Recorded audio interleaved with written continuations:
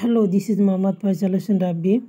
তো অনেকেরই একটা প্রবলেম হয় যে আমরা কোনো বিকাশ অ্যাকাউন্টে টাকা দিলে তো সমস্যা হয় না, কিন্তু যে নম্বরে বিকাশ অ্যাকাউন্টটা খোলা নাই সেখানে যদি আমরা টাকাটা পাঠাই দিই তাহলে আমাদের অনেক হ্যাসেল হয়। তো এই টাকাটা আমরা কিভাবে ব্যাক আনবো সেটা আমরা দেখাবো। তো প্রথমে আপনি যে নাম্বারটাতে দিয়েছেন অবশ্যই মনে আছে, আর যদি না থাকে তাহলে আপনি ইনবক্সে যাবেন। ইনবক্সে দেখেন এই নাম্বারটাতে আমি রিসেন্টলি 100 টাকা বা যত টাকায় আপনি সেন্ড মানি করেন, যে ওখানে যদি বিকাশ অ্যাকাউন্ট না খোলা থাকে, সেটা হতে পারে টেলিটক বা গ্রামীণ ফোন বা যে কোনো নম্বর, তো আপনি প্রথমে এখানে এসে সেন্ড মানিতে ক্লিক করবেন। ক্লিক করার পরে এই যে দেখেন নন বিকাশ নাম্বারে আমার রিসেন্টলি টাকাটা চলে গেছে। তো চলে যাওয়ার পরে আমি এখন এখানে যদি ক্যান্সেল,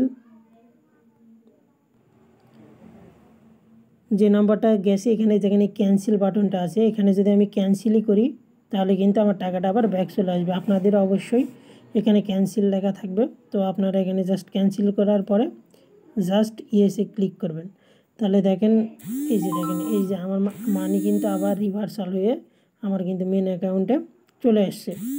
এই যে দেখেন, যদি আপনাদের এসএমএসটা দেখাই তাহলে দেখেন সেন্ড মানি রিকোয়েস্ট আমার ইজ ক্যান্সেলেড, এবং 100 টাকাটা আমার অবশ্যই রিটার্ন হয়েছে এবং এখানে ডেট তারিখ সব দেওয়া আছে।